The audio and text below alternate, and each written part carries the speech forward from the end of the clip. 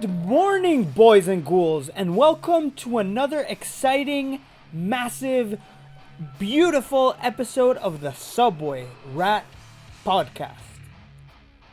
Today's guest is Daniel Maganto, but before we talk about Daniel Maganto from Eternal Storm, Sacthu, Mad Tour Booking, Undervultures, X-Teething, yada yada yada yada yada, I want to share some food for thought. I am not the biggest fan of the Halloween saga, but I like the Halloween saga as much as the next guy. I really enjoy part 1. I really enjoy part 2. I really enjoy part 3. And then I feel like I lose interest starting from part 4, part 5, Halloween H2O, Resurrection, all that stuff. But then the Rob Zombie remakes came, and I really enjoyed part 1. And part 2, surprisingly, I didn't enjoy until like my fourth viewing. That's weird, isn't it?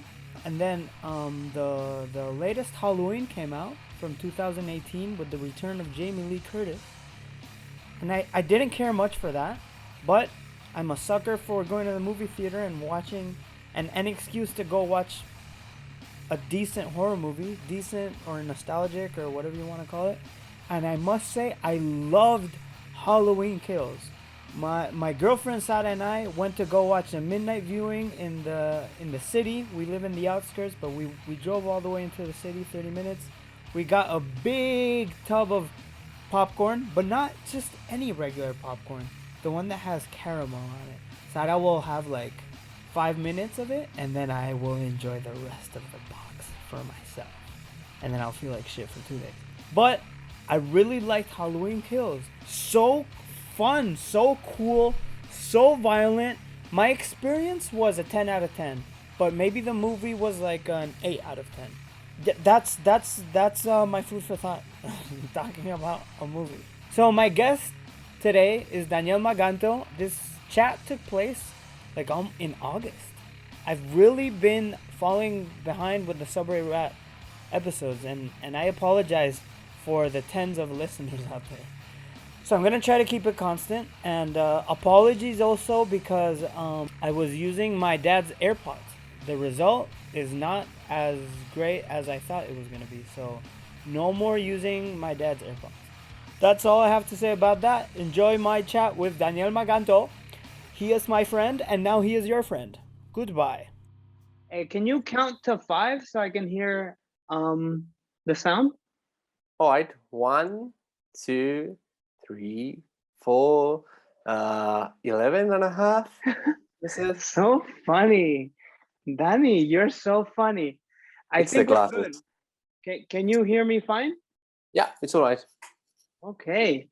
Daniel Maganto, welcome to another very special episode of the Subway Rat Podcast. Thank you for joining me. Thank you for having me here, Luis. I mean, I've been listening to your podcast for a while, so it's good to be on your aim now. I was not aware that you have been listening to some episodes. That's always great to hear. Yeah, of course. I mean, I know it's a different thing, and of course there are a lot of friends of mine there, so I know, like Leon, for instance. It was cool actually that he mentioned when we talked, I've seen a stream all those years ago.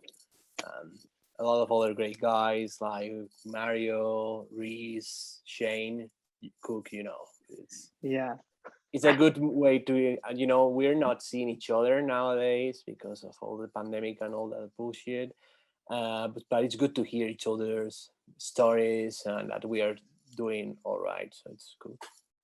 Well, Daniel, thank you so much. I feel very, very blessed to have your beautiful ears listen to my beautiful podcast. I must. That's right. Leon del Muerte mentioned you because as we told on our chat, you gave him a teething sticker, and Yeah. so Randomly, the story was randomly one day, Leon sent me a picture on Facebook Messenger, which was a teething sticker he had on his guitar case, but he didn't say anything. And I was like, how on earth do you have that sticker? How did it get all the way over there in I think, where's he living in Portland? And he told me the story, which in 2015 you gave it to him at the Obscene Extreme. So props. You've always been very smart in that aspect. I think kind of like we share similar mentality where we're like, oh, here's a sticker. Oh, by the way, here's a plug. Here's a plug. I mean, I'll listen. I know, plain and annoying, I'll say, I've been following Leon's work for a while, and I had him on Facebook, but we didn't talk that much. But, on the festival, we were on backstage, and actually JR from Big Destroyer was there, and we had like a pretty long conversation about some weird music that we're into, like Mr. Bungle, Secret Cheese 3, Stratosphere, all that kind of weird stuff that's probably didn't have anything to do with the rest of the bands on the lineup. But it was just like, I mean, I've only seen him once, but I think we click. And from time to time, I mean, we send pictures of our cats or our iron birds. Yeah, he's super nice. He's definitely a cat person. And from what you're telling me, I recall you telling me like, oh, I was just with JR from Pig Destroyer, and I love Pig Destroyer. So I was like, fuck yeah, awesome. What anything you want to share with me? And you told me that JR, correct me if I'm wrong, but you told me that JR, one of his recent surprises or one of his like favorite bands recently was Sex Prisoner. That wasn't me. I mean, I didn't talk. Okay, that wasn't you. Yeah, I mean, I guess he's into them because they're a cool band. But I mean, I talked to I don't know, maybe about experimental music and some David Lynch as well, because I know he's into it. And then I was mainly talking to Blake because his girlfriend is a good friend of mine. Hey, Lindsay. And we were talking about all the year that they lost on the fucking Charles de Gaulle airport, because Leon gave some of the year to Scott, and their bassist at the time used my power supply and my guitar strap, and I think also one of my pedals. Last minute thing, we gotta help each other. One of Daniel's famous pedals. Well, that wasn't my pedal to begin with. Okay, whose pedal was it? I know that. I mean, the one with the story from my first show with you guys, it was a friend's. So. Oh, okay. Yeah. Okay, you're. I wasn't referencing that story, but I think we will eventually get to that story. I know we will. I actually didn't have it in mind, but this is awesome. You mentioned that you're friends with Lindsay, Blake's wife or girlfriend? How did girlfriend, you? Yeah. Okay. What's your link there? How do you know each other? Well, I mean, it's just social media. She's super friends with Mauro from Maruta, who he happens to be a good friend of mine too. I can't remember how, but we were talking. It was like, oh yeah, I was at Hellfest the same year that she went to, but we didn't met there. And a few months later, we were in touch, and we've been talking from time to time. And she's super nice. And then I was like, hey, I'm playing Obscene Stream, and I saw that Blake's playing there. And okay, you guys need to meet each other. It's gonna be cool. And it was like, yeah, too bad you're not coming. Excellent. Okay, so hopefully this chat with you will turn into like metal and grindcore gossip. So we can talk some nifty things. And I see you're wearing a Discordance Axis shirt. Yeah, it's a cool band. Okay. What can I say? Daniel, I'm gonna before we've already begun, but since we just begun, I'm gonna go through a rundown of everything you are involved in currently, or I'm gonna talk a little bit about your past. So I think your baby for a long time has been Eternal Storm. Yep. And then we have another one of your newer bands, which is Sacthu. How do you pronounce this in English? Sacthu? You can pronounce it the way you want, whatever you want, because it's just a made-up word with no real meaning. It's just so. Okay. So you can say Sacthu or Sactu or Okay. whatever you feel like. So Sacthu, which is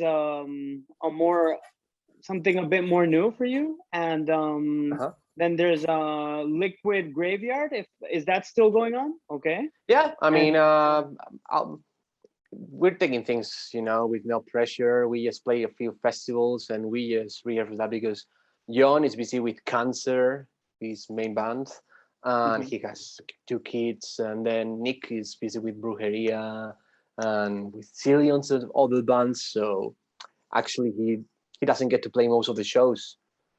But it's just like some kind of like we do like 1 or 2 festivals every year. No stress. We have fun, so it's easy. Okay. I guess we'll get to record new material at some point, but it's probably like the easiest band to be with. I mean, since you just do a few practices and then you play a cool festival and no stress. And yes, have you well, we'll get to Liquid Graveyard, but I'm gonna continue with the rundown. Okay, there's for a long time you were in Under Vultures, another grindcore band, Blackened grindcore band, and a very important aspect of your musical journey, I believe, is also how involved you are in Madness Live, the production company that brings a lot of popular metal, punk, and hardcore bands to all over Spain. Correct?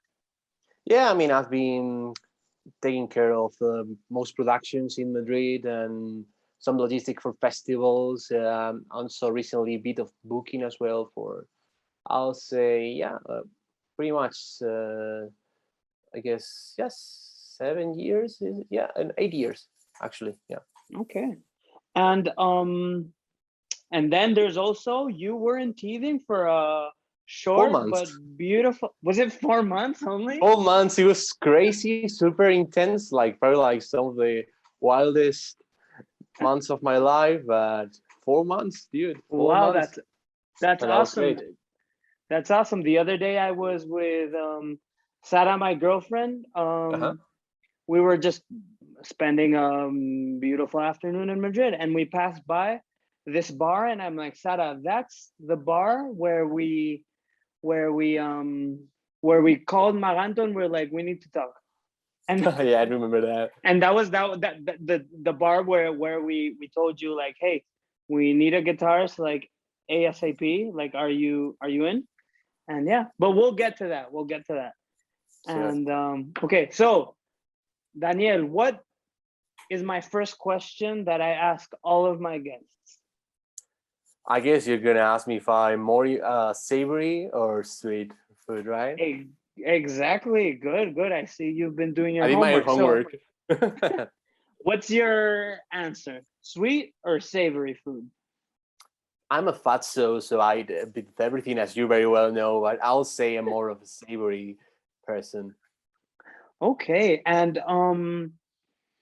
I thought you were gonna say savory. And is there one dish that comes to mind? Imagine you were gonna die a horrible death tonight, and you could eat something right now, like from whether it's something your girlfriend prepares or your parents prepare or an amazing restaurant. What is that one dish you would have? Of course, it will depend on my mood, but I don't know, like some curry. I like it the way I prepare it, actually. Okay. Also, Ivan is really a really good chef as well. But or if not, yes, like some lasagna and I love food. I mean, everything will do. Okay, so I liked your answer. No one has ever given me curry as an answer or lasagna. That's cool. I didn't know you were good at preparing a mean ass curry dish. So that's I mean, I'm not particularly good. especially with the presentation. I mean, it all looks like a Carcass record, but like a sticker sound that Liam did. But I mean, if it tastes is all right, so I think that's what it matters. I don't work at a restaurant, so Okay. as long as What it tastes all right. what ingredients do you put in your curry apart from curry? Yeah. I use chickpeas, of course, coconut milk. What else? I'm trying to pepper as well. Of course, rice. It's actually a vegan recipe, so I can Okay. cook it for you someday. Please. I thought maybe you would put in some like some veggies or some potatoes. Yeah, of course, veggies. Yeah. No, Okay, potatoes, but but it's mostly chickpeas and of course onions. Red onions. I love red onions. Okay, awesome. And broccoli. Okay. Yeah. So whatever is in the fridge. Nah. Okay, so one more question, which is what's the best lasagna you've ever eaten? I don't know, because I used from time to time. I think like I love pizza, I love pasta, but I don't recall anything being particularly excellent. I mean, I've been to some so-called good Italian restaurants, but they were fine. But I don't know. Maybe it's just like, yeah. I'm sure. Did you ever try? I'm pretty sure you have. Our promoter friend from the south of Spain, Alvaro Confusion in Malaga, his lasagna. Did you ever try that one? I haven't, but I'd love to. Okay, yeah, you definitely need to try that one. That's that on one's my bucket list now. Yes, exactly. And he taught me. I called him up one day and I'm like, dude, explain this to me. And ever since, like whenever I have like a big gathering of people, I'll usually make his lasagna, which is it's pretty simple to make and it's very effective. So bucket list for Maganto. Does he do it with eggplant, or what does he use? He does it with soja texturizada. How do you translate that in English? Well, I would texturized soy, maybe. Texturized soy. Yeah, that's a substitute for meat. I use it for pasta usually. Yeah, awesome. I recall, I'm not sure if he puts a lot of veggies in his. In mine, I put a lot of veggies. I'll put like peas, like not chickpeas, but peas, which is really good. A lot of carrots and even spinach.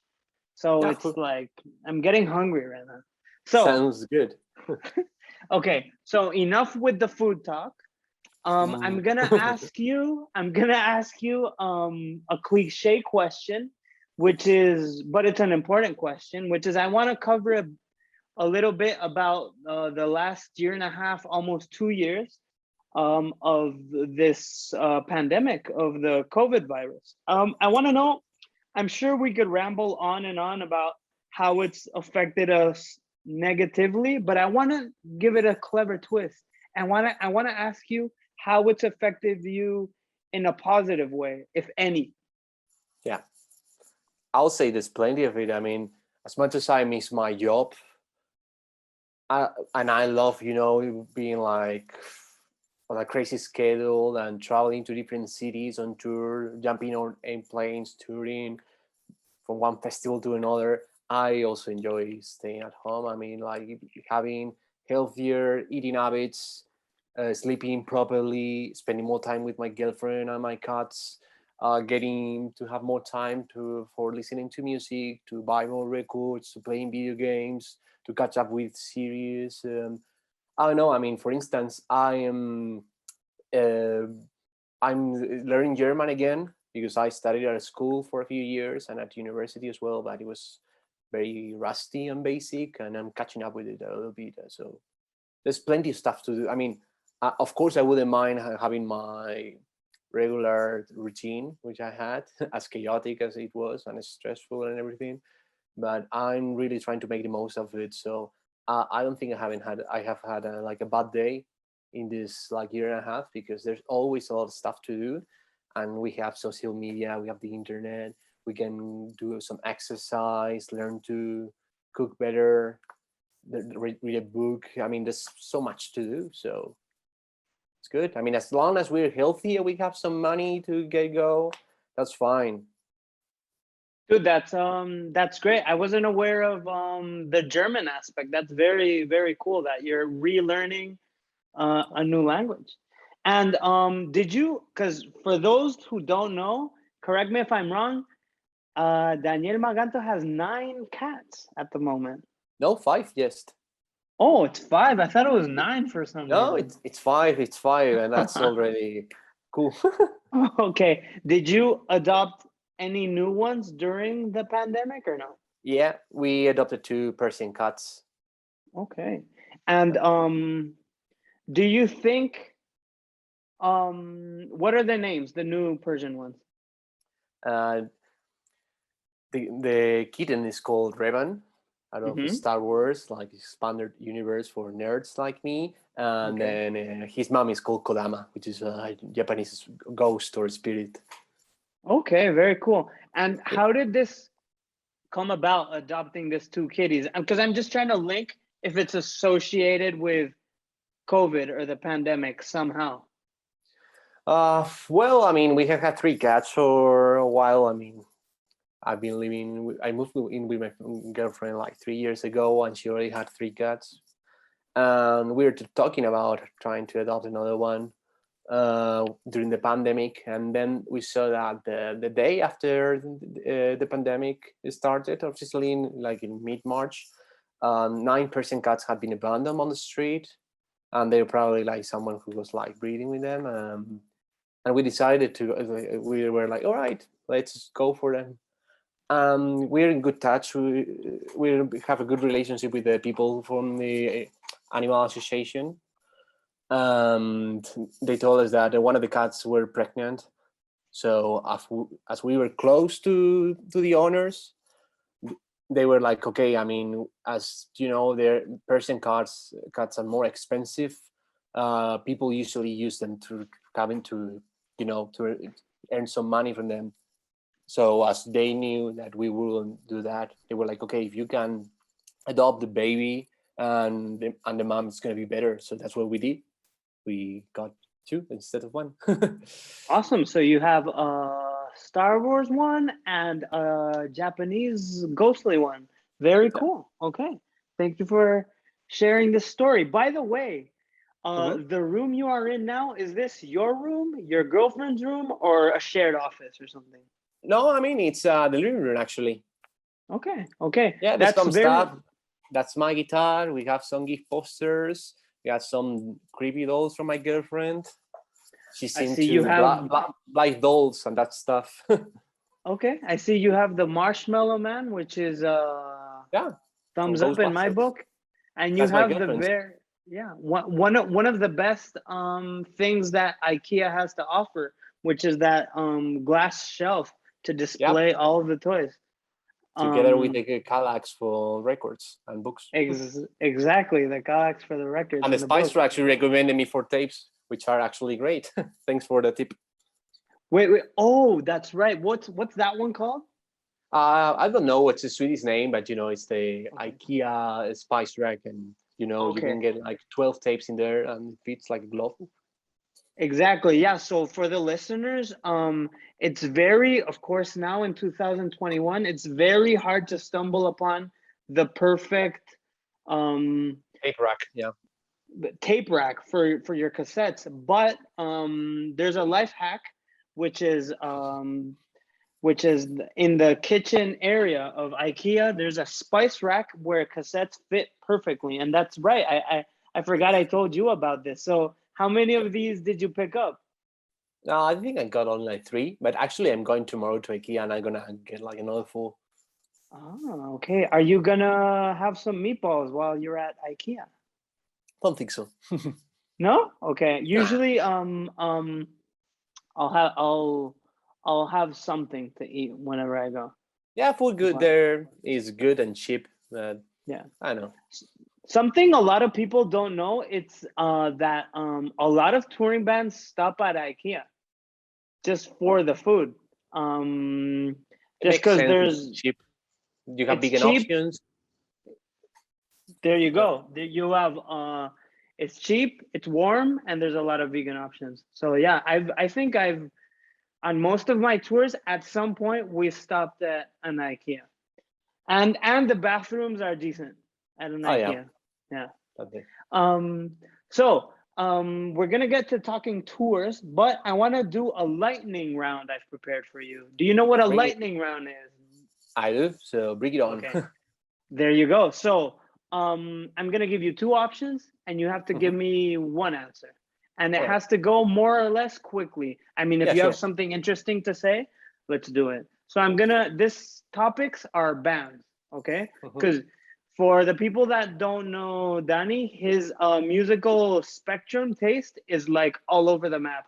This guy, like, I think I like every kind of metal, but not after meeting Maganto. This guy knows like Nah, everything, man. you're exaggerating, and I listen to a lot of non-metal bands. Exactly. But we're gonna talk about like a common theme, which are like a lot of like death metal and grindcore bands, which is something you and me enjoy a lot. So All right. here we go. Number one, Insect Warfare or Assück?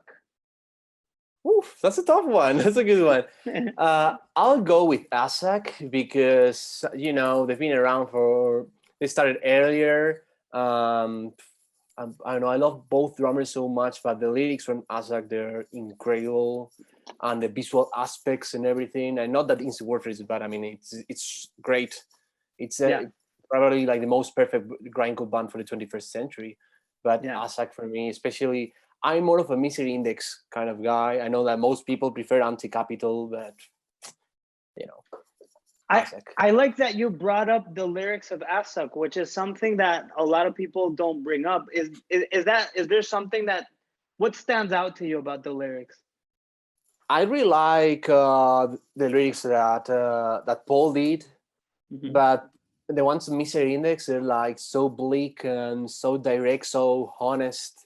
They're like perfect. Like you have a look at the record, you listen to the music, and you read the lyrics, and it's just like you get depressed and angry at the same time.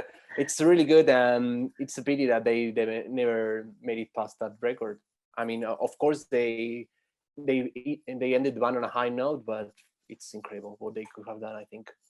And more recently, you were lucky enough to grab a copy of Misery Index. Bootleg. Yeah, no, it's a bootleg, and it has both records on its side. But I'm not gonna pay 200 euros for one of the old Sound Pollution records. Okay. And I remember you and me got into a mini friendly discussion where I was like, dude, they're gonna re-release this at some point, and you're like, I don't think so. So yeah, we got into a mini discussion. Never say never. That Steve and Rob, I think they don't get along at all, and like Steve is like really trying to protect like Assück's legacy or so, and he's like, okay, no one's gonna do this, and he's keeping an eye. Like I think the Blast as Fuck did like a CD compilation, and Rob had to destroy all the stock, something like that, like something super crazy. And it's like, dude, it's better than having people paying crazy prices for a piece of plastic.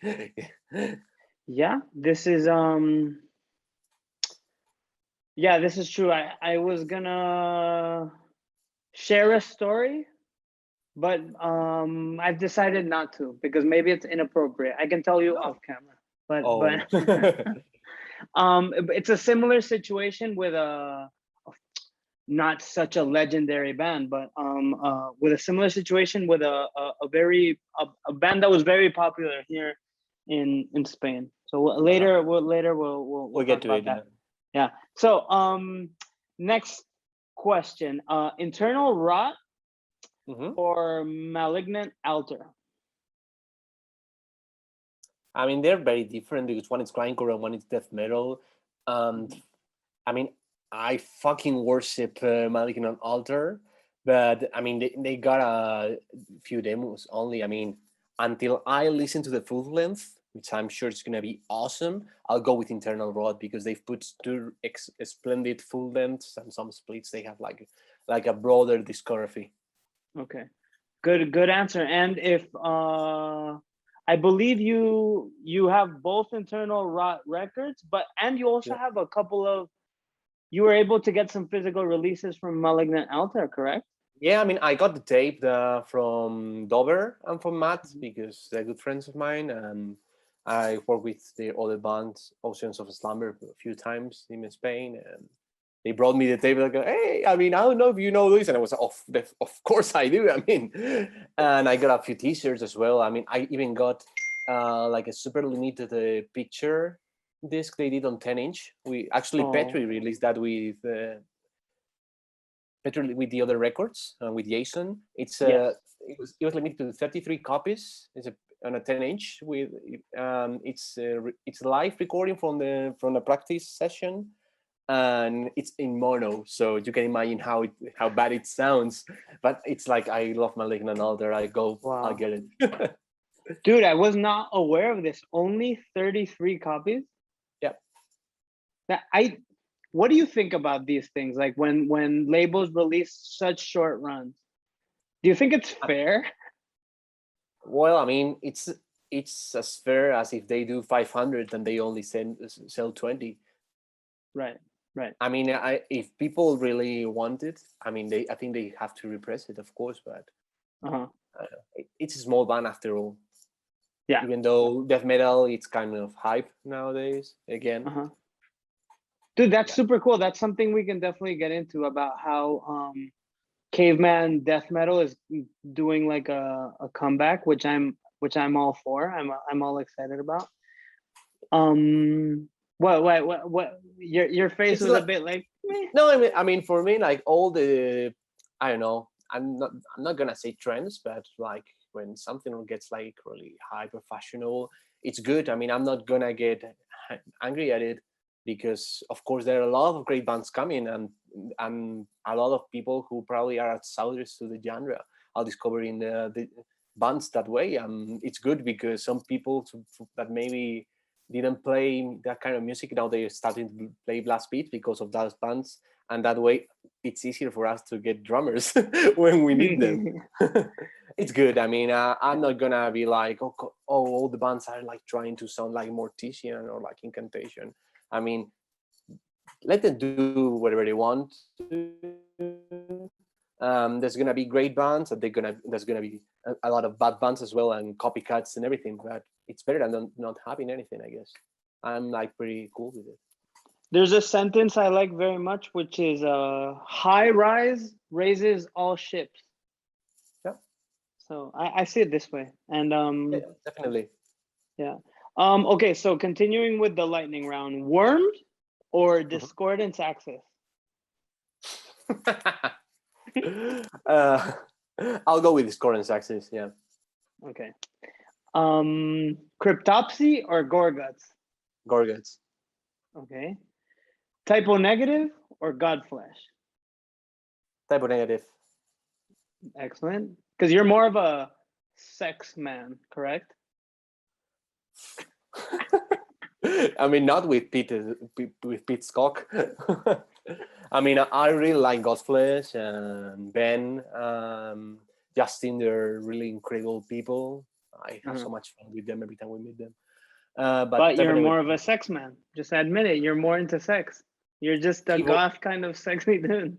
Both bands have use programming drums on most of the records, but I don't know, like there's something about Typo Negative and all the, stupid lyrics, and great songs. There's very good songwriting, and they have I mean, I know it's not really PC, and then they're getting a lot of shit lately, but I don't know.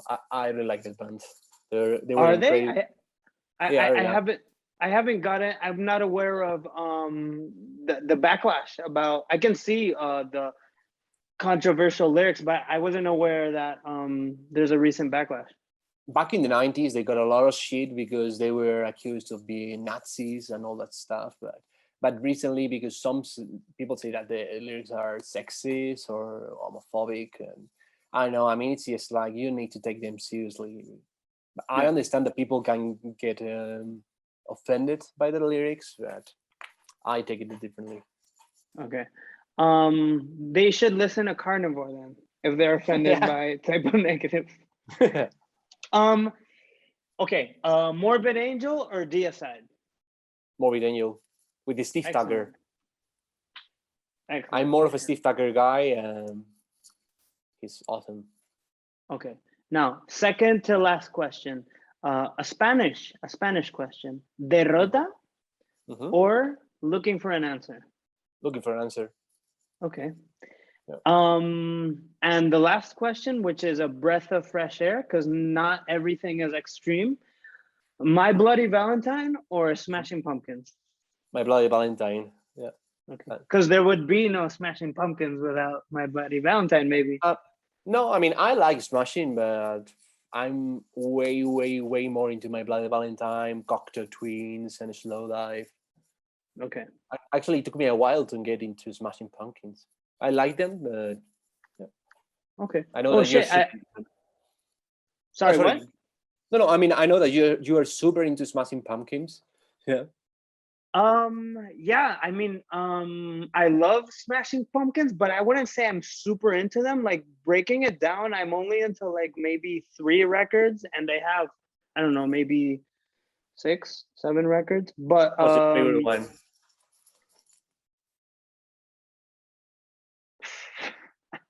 thank you for the question. But it sounds cliche, but it probably has to be Melancholy and the Infinite Sadness, only because the song, which is also a very cliche answer, because the song 1979 is on that. And I don't know if there's a more nostalgic song on earth than that song. And I'm a big nostalgia guy. So I think they go ahead, sorry. No, I mean, I'm super nostalgic, but I think that my favorite Smashing record is Adore. So okay, I mean, it's a bit more electronic and less, I don't know, alternative, but I like it a lot. And I'm also a very, very nostalgic person. There you go. And so you would agree that 1979 has a big nostalgic vibe to it? It has. I mean, it really has it. But even though I was a kid during that time. But yeah, but for me, it's not a nostalgic thing because it just has like, even if you were to discover the song now, it just sounds like nostalgia. I know what you mean, because it happens with me, with that botched track Afghanistan from the last EP they did. It's just I listen to that track and it's like, the fuck is wrong with me? that's a perfect example. That's right. That's a great and underrated EP by Botch. My favorite release by Botch, actually. Yeah. Or with even back to My Bloody Valentine, like with the song Sometimes, it's just like the same. It's like you start to get like wet eyes and stuff like that. Dude, this is a great topic. But I want to ask you a good question regarding being super sensible men. Yeah.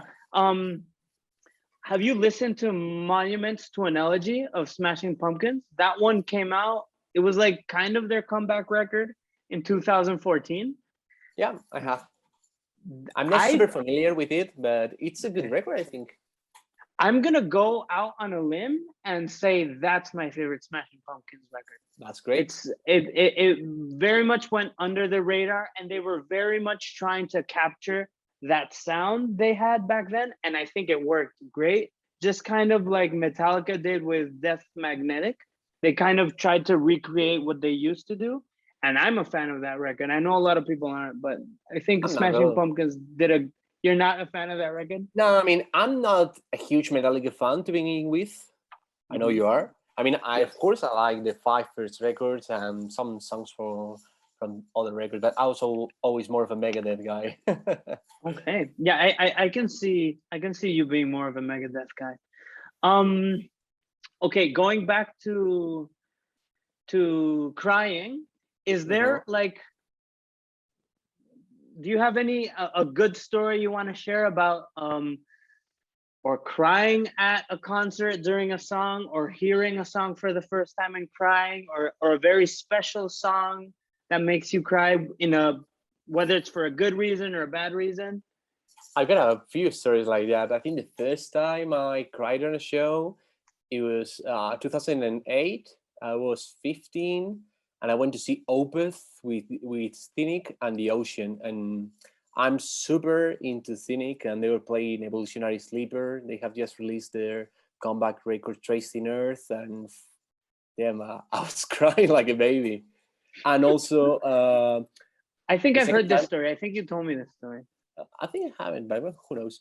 Okay. And then at Barosellas, I played with Gorguts, and they're a special band for me. And Steve Hardle, which was one of the singer and guitarists for the band, he passed away, and I was talking with him very often, like the last 2 years of his life, and sharing the stage with Gorguts and hearing his song live. It was really something for me. And it actually, and that's gonna sound really weird, but with Warmth as well, because Awesome. they've been always very close fan to my heart, like also from their music and also as individuals. And I was a very good friend of Guillermo, the drummer, and he passed away. So the first shows that I did with them as a tour manager after Guillermo has passed away, they were like devastating. Right. I can say, so that one was probably the one that hit closest to home, right? Yeah, probably at Resurrection Fest, we got the kids on stage, and it was like weird, the band was playing like super brutal music, but we had some kids having good time, and I kept thinking about him, and I'm like now just thinking about it, it's emotional. Of course, of course. And I'm guessing you, maybe even both of you had a special bond, because I'm guessing you were the younger ones of the crew, right? So maybe you would bond in Yeah, that I mean, aspect. and we had a few projects going on, and we never got to record them. And we are talking about doing like a kind of like symphonic black metal, and we also got like another kind of death metal band. But we never went any further than exchanging a few ideas, and they're like in some hard drive. And then I really regret not pushing that farther, because of course that will be another memory to hang on to. Exactly. And maybe you can make a negative into a positive, which is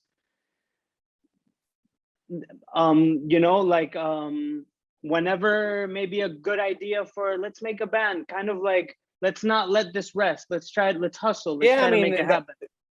I mean, it was definitely a motivation to trying not to be lazy and procrastinate things. It's like, I mean, we only live once, and we need to make the most of it.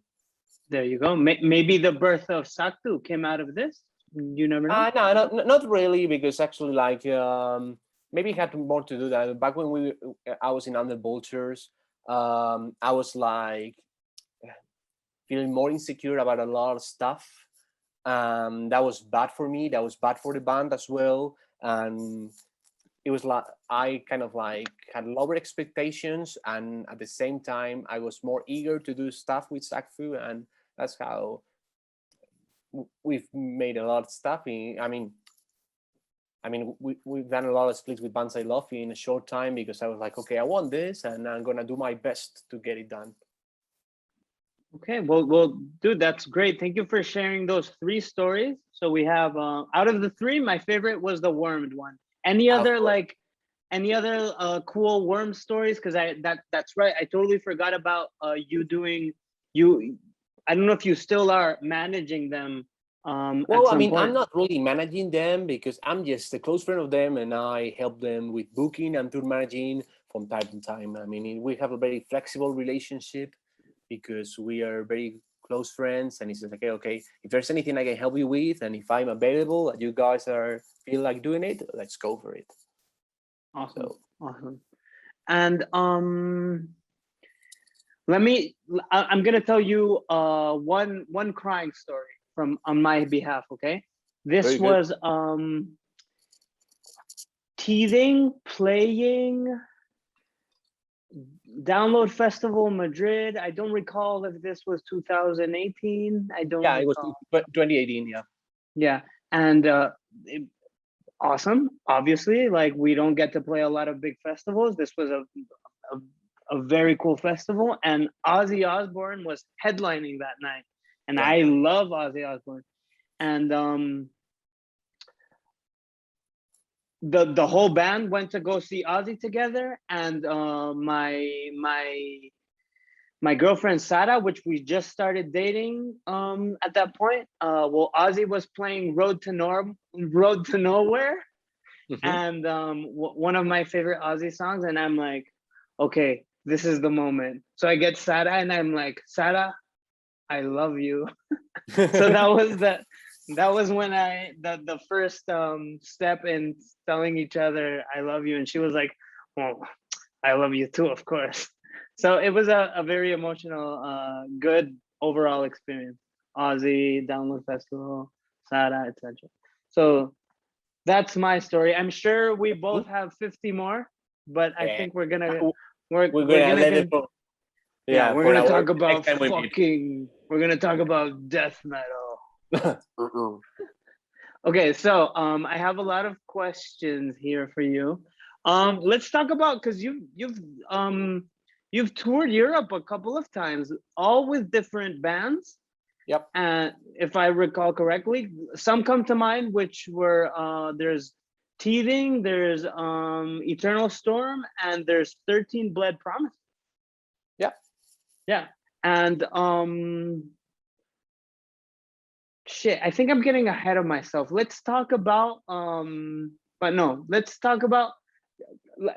okay, since I'm here, let's talk about your involvement with Teething for 4 months, which I just learned it was 4 months. So Yeah. can you walk me through joining the band? Yeah, sure. Please. I mean, we knew each other for a while because, of course, I'm the community in Madrid, because I hate the word scene. It's small, and we started stage a few times together. I remember that you guys asked us to play as the record release party for your self-titled EP, Dream and Compass. It was a venue in Madrid that I terribly missed. I mean, we have organized a few shows together, like PLF.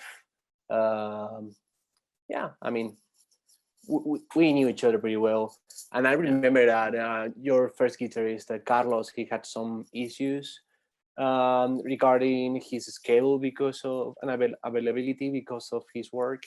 And then I remember that David was starting to say, "Hey, you should be the second guitarist at Teething. Maybe you can play some shows and you do half of the leg of the tour." And then Carlos does the same. I was like, yeah, I mean, I'm a terribly sloppy guitar player, but if you need a guy, I'm here for you. And you guys parted way with Carlos, and it was like, okay, we got a show in 2 weeks. So I kind of learned the set list, not very well, because I had shows with my other bands. I'm sloppy. I'm a mess. I mean, we had a good time there, despite I didn't play that well. What was the first show? What was the first show? It was Siete Infiernos in Extremadura, in Don Benito. Okay, that's It was right. the pedal incident, which I'm gonna tell to everyone before you go. Of course, it's part of the Teething sound. It's the well-known Boss HM2 pedal, and I didn't have one, so I asked a friend if I could use his. I was practicing with it, and then I forgot it on our rehearsal place. So when we were setting up on stage, I got my backpack with all my pedals and cables and everything, and I couldn't find the fucking pedal. And I remember Luis's face when I was just like grabbing like one plastic bag and another plastic bag and another plastic bag and another plastic bag, but no pedal to be found. It looked like an Eric Andre sketch or something like that. And it was really embarrassing. Dude, but it was funny. So imagine, yeah, a big part of our sound is that pedal. So Yeah. um And first show with a guitar player who has been in the band for 2 weeks. I mean, you never announced anything, so it was like, "Hey, we have a new guitar player," and it was a yeah, cool festival with nice bands. and just the look on my face would have been differently, but the best part was that, like, for some reason your backpack was full of bags. I'm like, Back, why the fuck does back this guy, section, back section. Yeah, like, why does this guy have so many bags? He doesn't have a dog. He doesn't need to clean up his poo all the time. Like, you pulled out, I don't know, between 10, 15 bags. I don't know. I was like, why? it's like it. Yeah. So okay, so keep walking us through. What else did we do together? What? We did well, we did a couple of shows with Looking for an Answer, and one of them I played two sets with the Vultures, which was my older band back then. And then we went to Gran Canaria, which was incredible. Was one of my best experiences in my life. We spent a few days in there, and actually, right before we got on the boat, I got a message from Liquid Graveyard asking me if I could play bass, and I was like, "Yeah."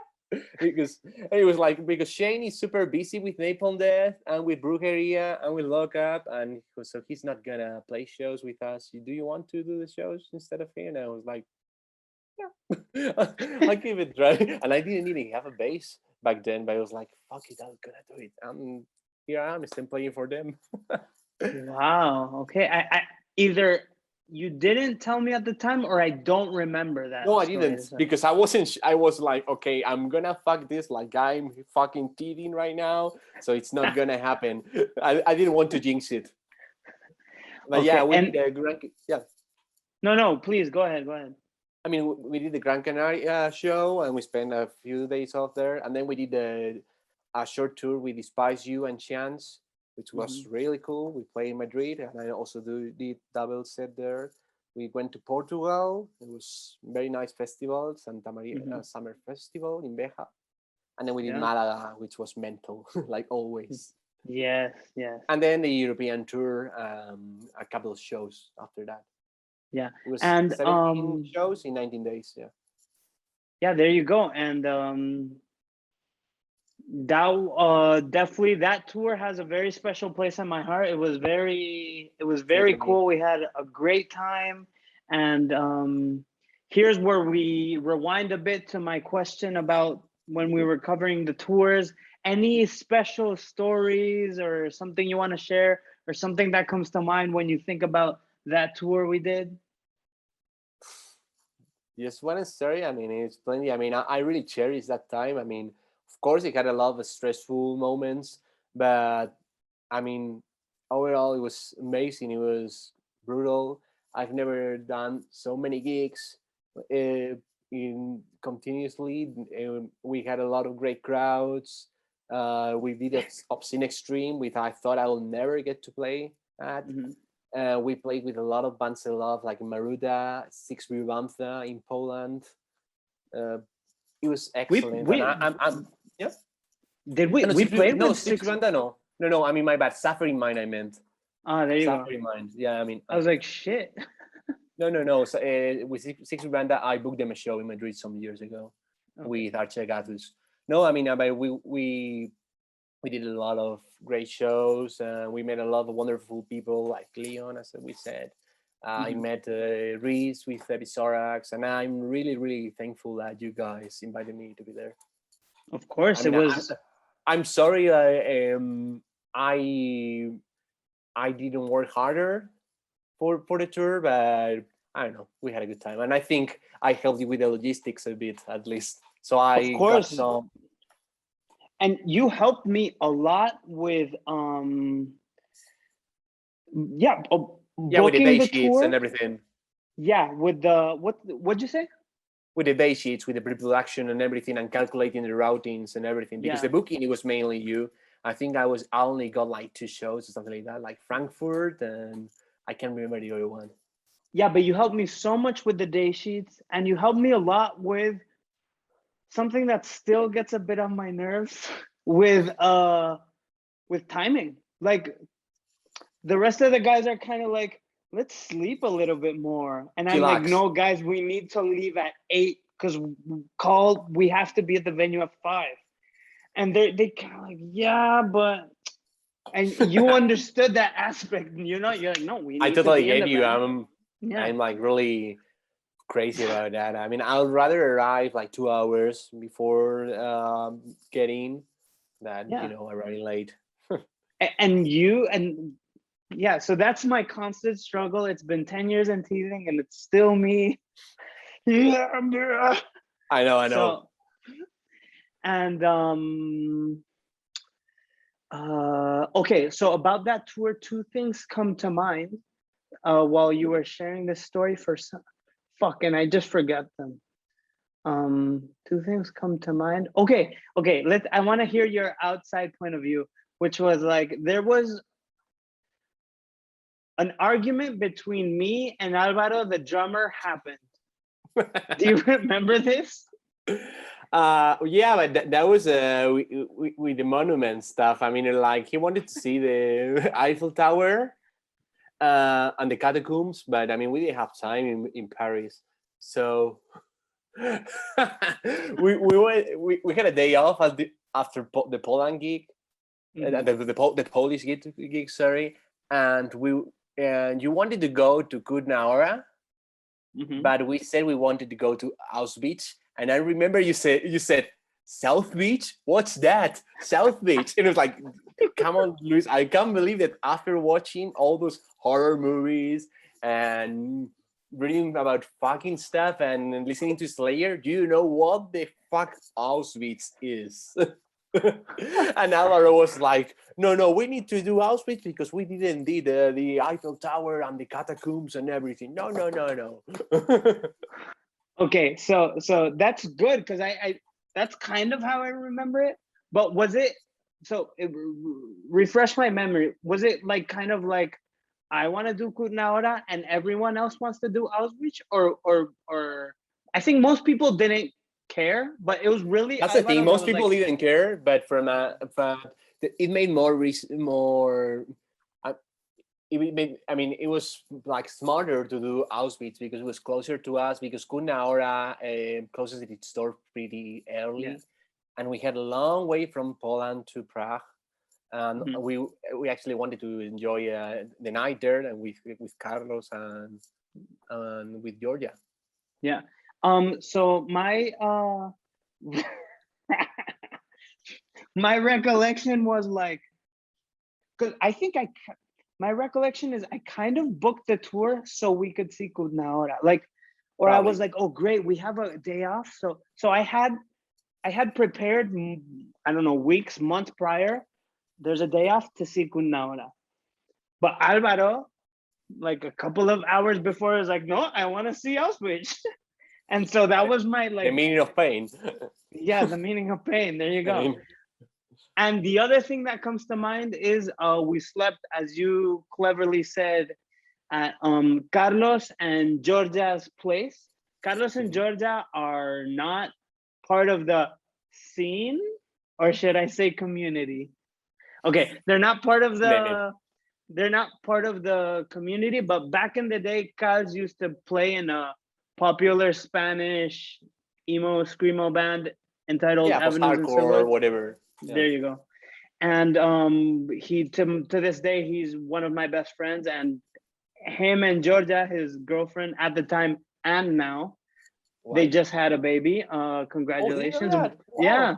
Once in a while they listen to these episodes, so congratulations to them. Hi, we love you. You are some of the best guests.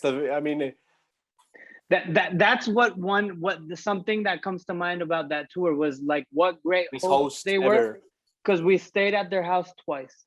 Yep. On the way to the north. Sorry for interrupting you, but I remember that that day that we're having a day off in Prague, I was in the toilet and you guys left, and close the door. Yeah. and I just screamed at the phone like, "Hey, you left me here," because it was before we had roaming and everything. So it was like, "You fucking left me in their place, in their flat." That's right. We totally forgot about you because you were taking a shit. Yeah, I was taking a third, and you left me in the bathroom. Well, that in our defense, that would have been a nice place to be trapped in. That's a nice house. Yeah. So with Nicolas Cage faces everywhere.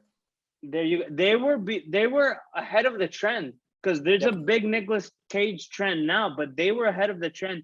They had their house covered in Nicolas Cage pictures, and I remember being like, Carlos, why do you have Nicolas Cage pictures everywhere? He's like, why not? He's like, because he's a horrible actor. I'm like, what are you talking about? Like in my beast, brain, I not was the like, beast. no, but I was like, in my mind, I was like, no, he's not. What are you talking about? I kind of got in an argument with him. I'm like, he's great, you asshole. So, yeah, something that what I wanted to share was like, who does this? That when we got back home, I think it was, when we were staying at their place, they prepared beds for everyone, but beside every bed, there was a bottle of water and mints. Call mints for your throat. I've been to amazing houses. I've had amazing hosts, but no one has ever put mints next to the bed. So that was amazing. That was top notch. Yeah. You know who said, like, on my more recent podcast, I had Sal from Sworn Enemy on. He said that another amazing host was Paul Gray from Slipknot.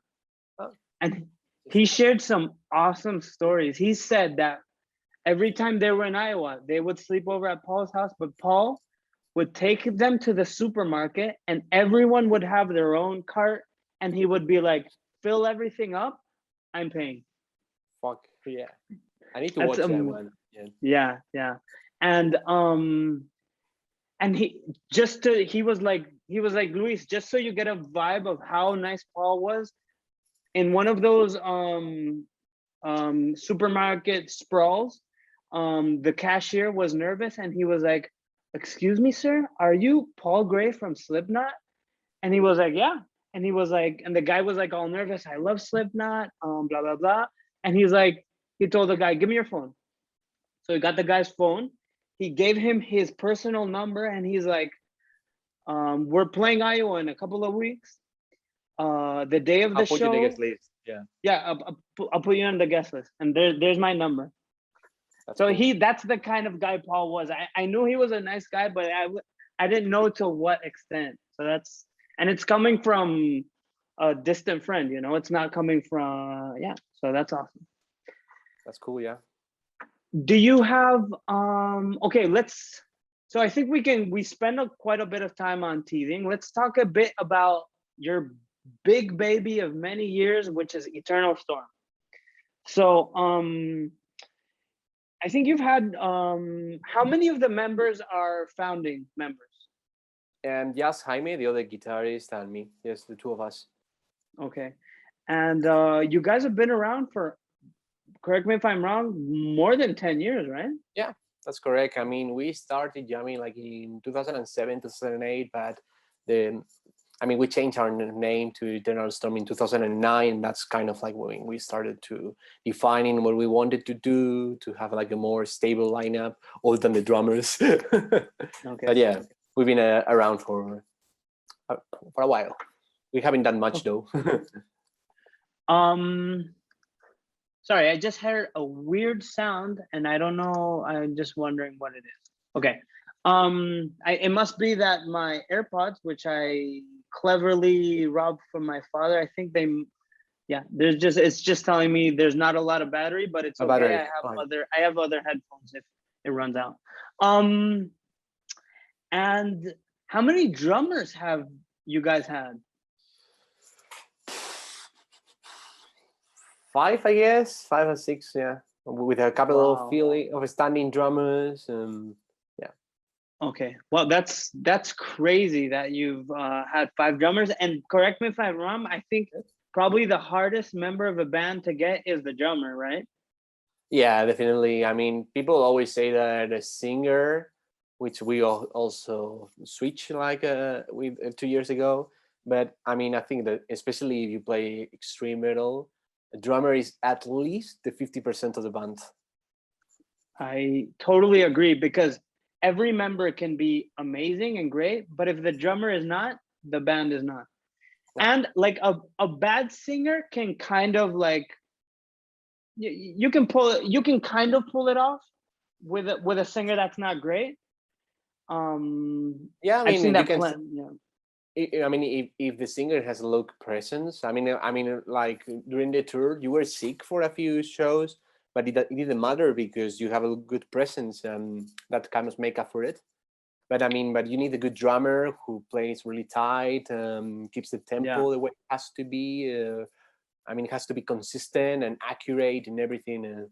Because I mean, you can have like normal or average guitarist or bassist, but Yeah. you have a good drummer, it's gonna be amazing. There's a good quote that I learned I listened to a long time ago. Maybe it's not correct to share it now in 2021, but I'm gonna do it, which is Mhm. Keith Buckley from Every Time I Die, which have had a rotating circle of bass players at some point. In an interview, he said, bass players are like condoms. If you have one, great, and if you don't have one, who cares? It depends on the band, of course, but Of a, course. a good a good bassist that's a lot as well, especially it thickens up the sound and everything. There you go. Um, anything anything up and coming you want to share about Eternal Storm? I'm very excited because I know you're playing with Wormed in a Yep. couple of weeks. That's very Yeah, we're cool. we're supposed to. I mean, I'm not 100% sure that it's gonna happen because it's the first show they're doing in that club since the pandemic started. So all the regulations and everything are still kind of unclear. We don't know if we can bring the merch in, stuff like that. I mean, if we can bring the merch, I mean, we can sell it outside. That's fine, but that's like Okay. we're missing some information. But other than that, I mean, we're preparing to record the next record in November, and December. So I'm like really looking forward to it. Are you gonna be recording this at Sadman Studios again? We're gonna record the drums there, and we're gonna record the rest of the instruments and the vocals in Madrid Okay, this time. very cool. So this will be your second full length, correct? Yep. I mean, depends of who you ask because, for instance, the other guitarist says that we got like a kind of like an EP, which is 8 songs and 30 minutes, but 2 of them are instrumentals. That's an EP for me. It's called From the Ashes. But like the production is worse. The songs are like more generic and more Mhm. basic. So I personally consider it as an EP. So for me, the real thing, the full length is Come the Tide. Okay, very cool. And any differences you see from the inside? Like what's different from these new songs? Is there something unexpected? Do you do some melodic vocals on Yeah, any we, of we, these we songs? actually have more clean vocals. We had a few Okay. songs with clean vocals on the other record, and I mean we're not getting cheesier, but because we also have like more faster stuff and more brutal and more complex. But we're using more clean vocals this time, and also different styles of vocals, like the kind of like pitch singing that Devin Townsend or Gojira does, Mm-hmm. which is like like tune screams. So we're having like a bigger variety of vocals. The songwriting is more dynamic as well. Um, I mean, it's not gonna shock people who are familiar with our sound, but we have really expanded the spectrum, I'll say. Okay. Very cool. Exciting shit, Maganto. There's this talking about Eternal Storm, there's a small link between Eternal Storm and 13 Bled Promises, which is I think you're rehearsing now with the drummer for 13 Bled, which is a perfect segue to talking about that tour Yeah. you put together with 13 Bled Promises. And if correct me if I'm wrong, you were kind of managing them at some point? Yeah, I mean, I was helping with, as always, I don't consider myself like a band manager because, first of all, because I'm not as skilled as you have to be, and I don't have that much time or dedication. But I mean, in Spain, most of the agents are and managers are pretty much rip-offs. I mean, I'm not saying that I'm like a know-it-all, but I'm sincere and I help bands. But just because I'm gonna learn stuff and hopefully I'll help them to improve their working methods and everything. So I started working with that band. I helped them with some of the booking, even though, to be fair, most of the shows were booked by Turi, their singer. But I took care of all the logistics of the tour, all the day sheets, all the updating the rider and talking to all the promoters, the local bands. Then I sold merch for them. I helped them with backline and everything. And it was a very, very, very funny tour. I mean, it was like super smooth. Okay. I mean, and the only bad thing is that we had too many beat down bands. But Oh yeah. yeah. Okay. Fuck. What was I gonna say? Sorry. But the good thing is that we got to play Sorrow in Leipzig in Germany with Fuck the Facts and with Waxedge, and that was incredible. Oh, I had no idea I know you guys played Zorro, which bless Zorro, amazing venue. I didn't know that you played there with Fuck the Facts. That's awesome. Yeah, that's actually the last tour they did before entering a hiatus. Well, I think maybe they did like a few US or Canadian shows, but they were already a 4-piece then. Like, and talking about managing bands, do you remember at some point, I think this was 2 years ago, I approached you. I'm like, Maganto, would you like to manage teething? Yeah, I remember that.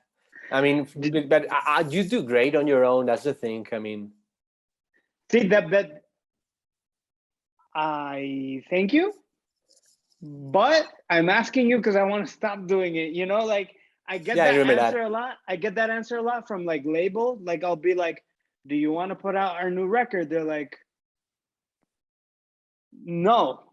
But you'll have no problem finding someone else or something like that. So it's kind of like or I feel like I can only do so much. I have like a lot of like cool DIY contacts and stuff like that, but I need contacts with like whether it's small festivals and stuff like that, like in Portugal, there's a lot of cool festivals, and just you hooked us up with some cool festivals in Coruña.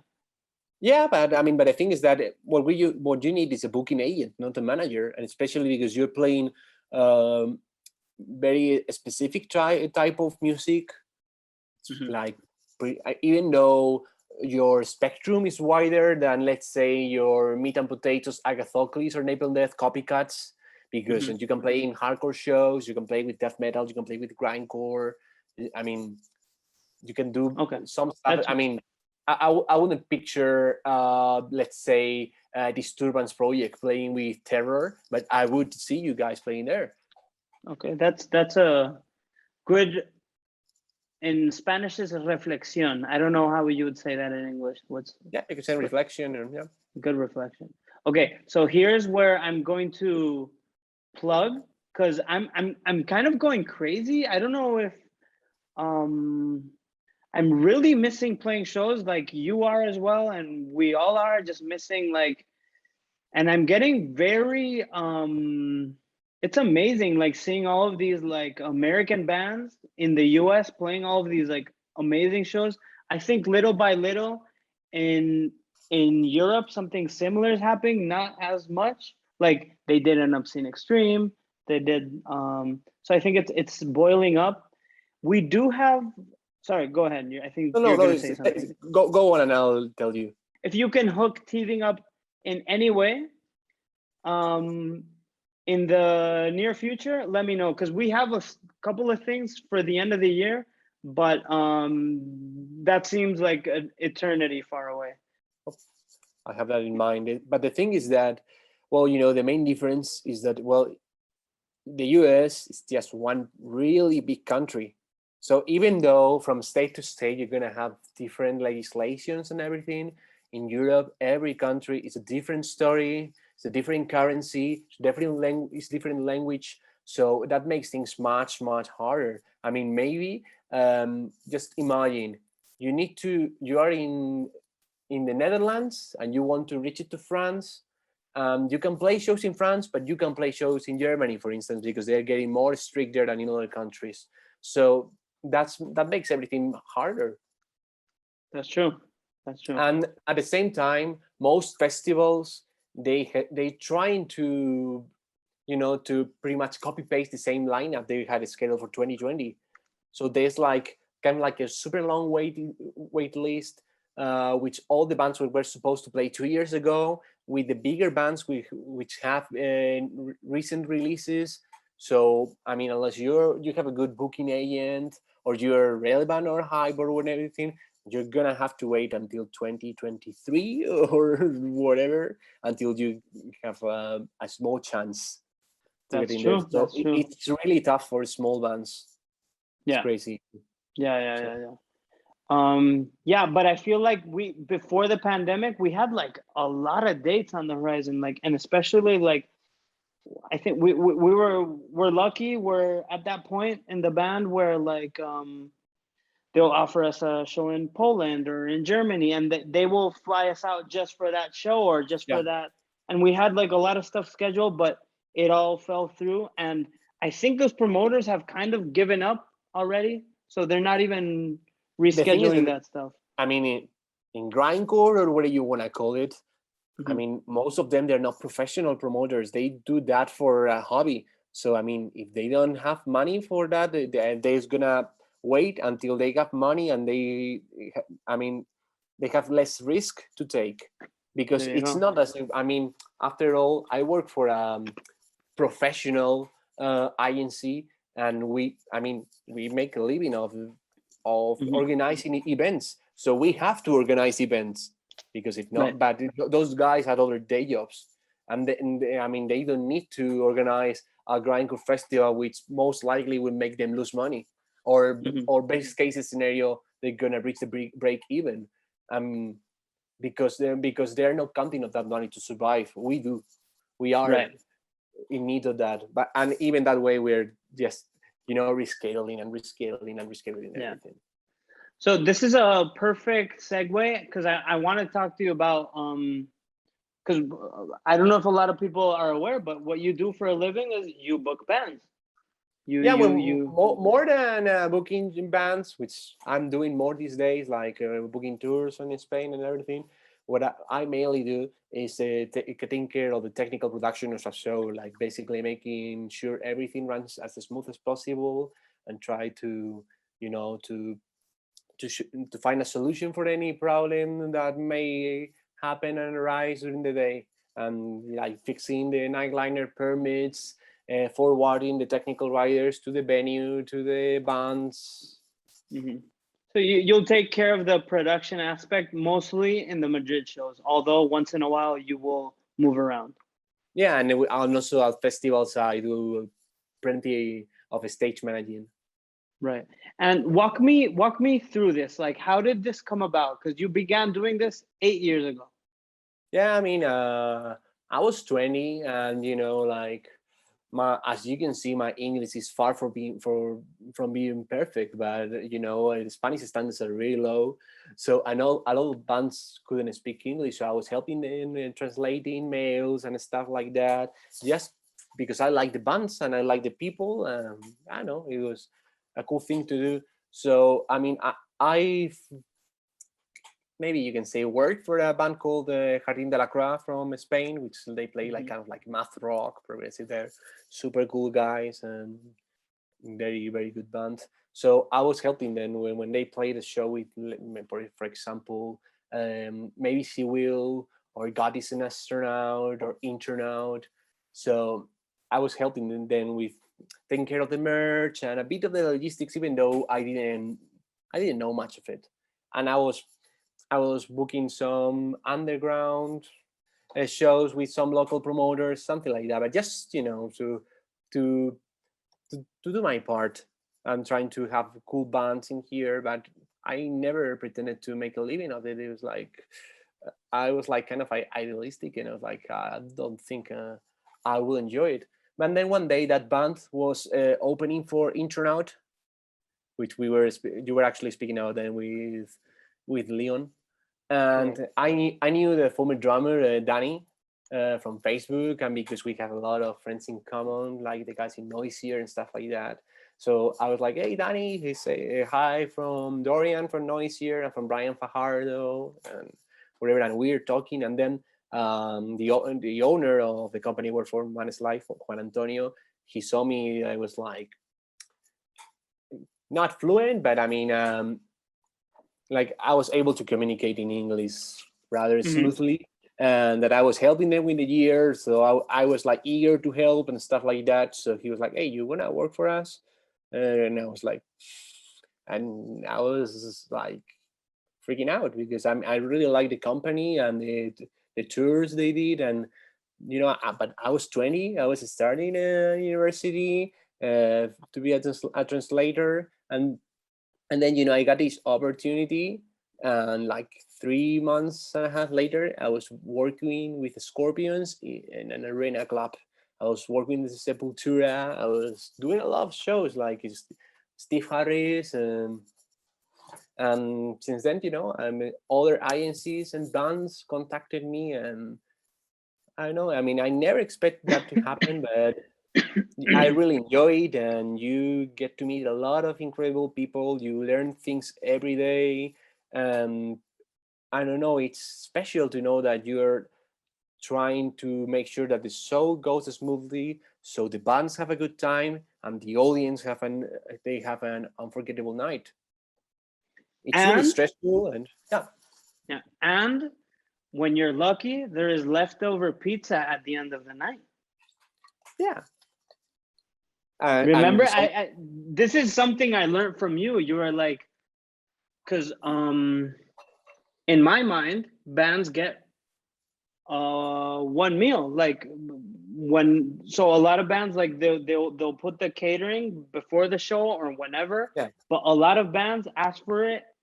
Apart from that, like a little after show snack. After show food, yeah, that's it. Is that what it's called? After show food? Yeah. Okay. I mean, you get pizzas, kebabs, and whatever. Yeah. Okay. And do you recall telling me?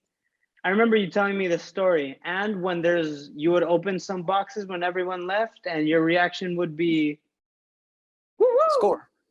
Yeah, exactly. Yeah, I mean, this pizza hasn't been touched by greasy hands. Okay, so I know you must have a lot of stories, and you've shared some stories with me. Do you want to share your Dino Cazares story?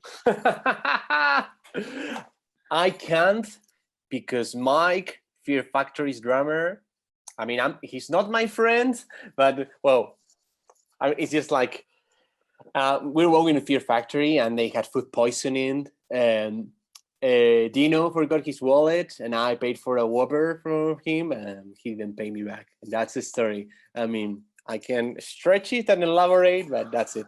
Dino Cazares owe me a whopper. But don't you feel like some sort of satisfaction that you bought Dino Cazares a whopper? I would actually prefer buying him one than giving me back the money.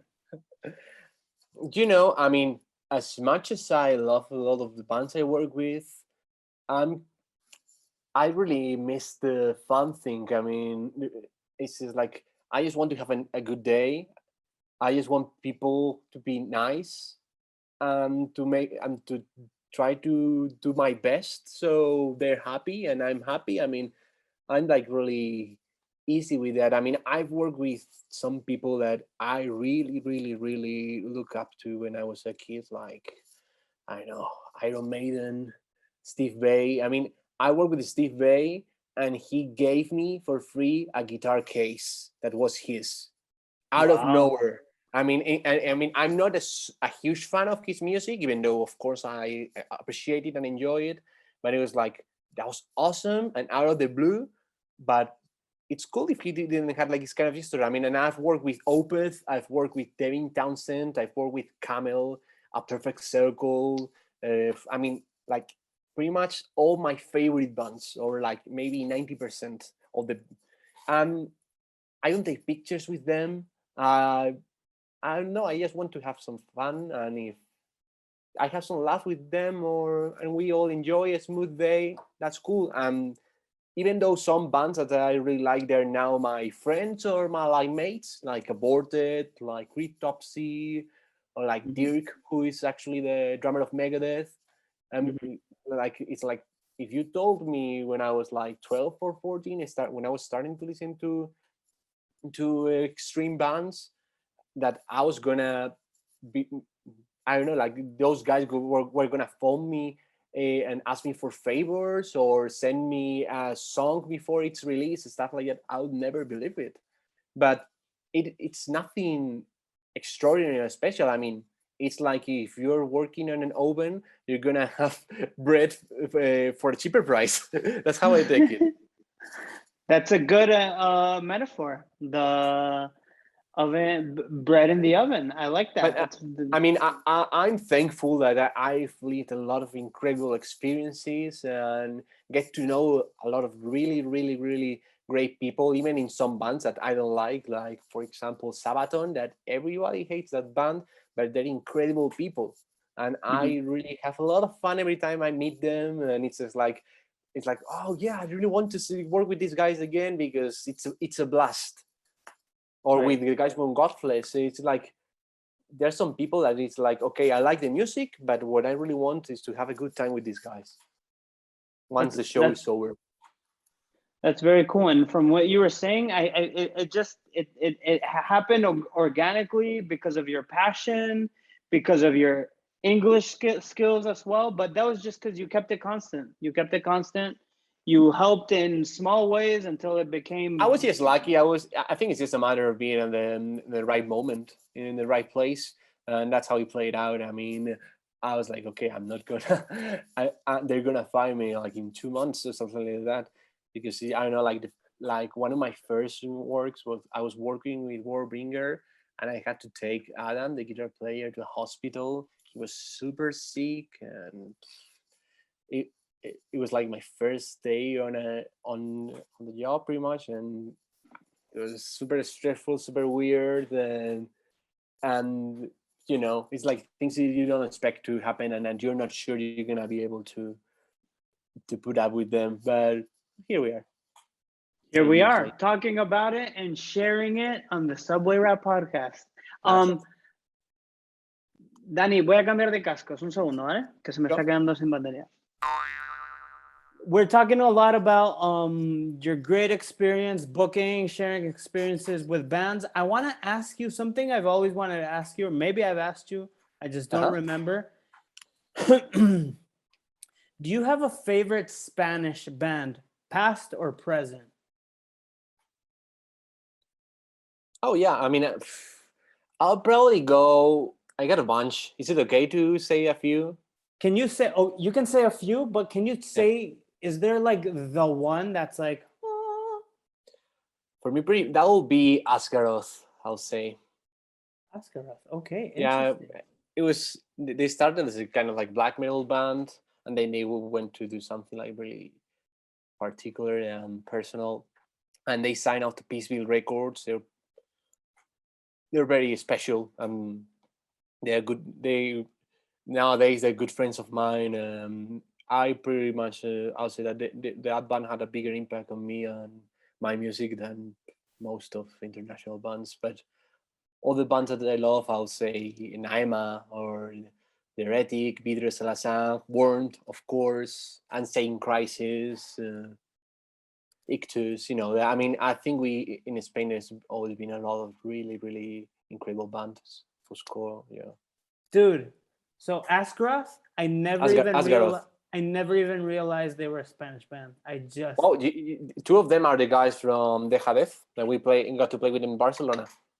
And I was wearing the Okay. T-shirt. That's right. That makes sense. Okay. And then the like next couple of 2-3 bands you mentioned, I'm not aware of either. This this is Yeah, they're as I like said smaller. before, you are an encyclopedia of metal.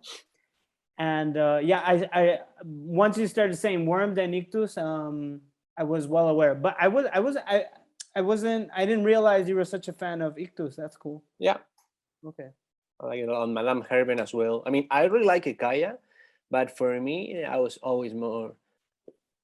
I mean, I was always more attracted by Das Plague or, like I say, Madame Herman. I really like them because they have like more screamo vibes, and Ictus, they were splendid. Okay. Now, Maganto, Yeah. please. Now that we've talked about your favorite bands, you need to tell me one band you hate from Spain. Just one. Just one.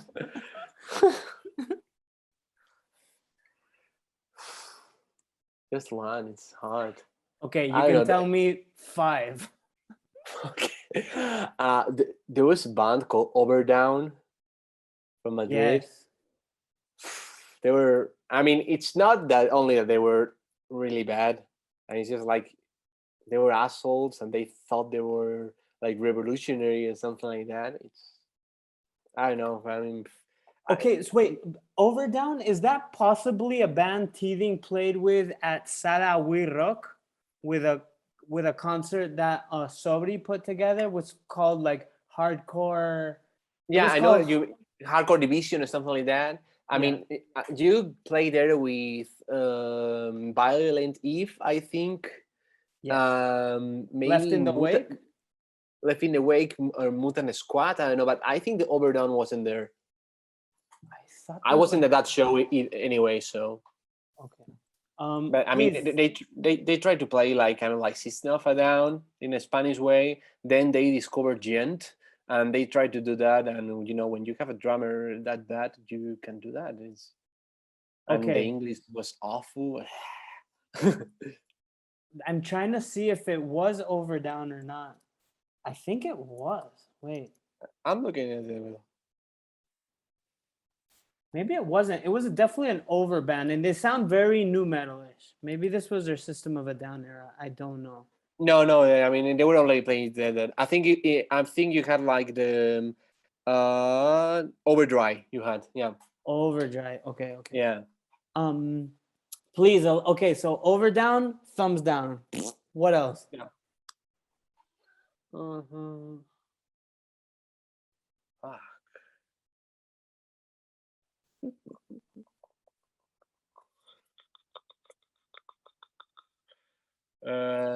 I'm not a fan of Vita Mana. I mean, they work hard and they got a good live show, but I don't know. And they and their former manager, they would pretend like it was something revolutionary, and it's just another attempt at trying to copycat and Soulfly, which is already pretty bad by itself. Okay. And have you ever stumbled upon them personally? Do you have yeah, and not so great experience? No problem. I mean, in that case, it's just about the band and the attitude, but not about the persons. They seem to be nice. Okay. I have to give them that. Not about Overdown. They were pretty stupid. Okay. A little trivia here. At some point several years ago, I got an email from Vita Imana. Yeah, they ask you to try out a singer. Yeah.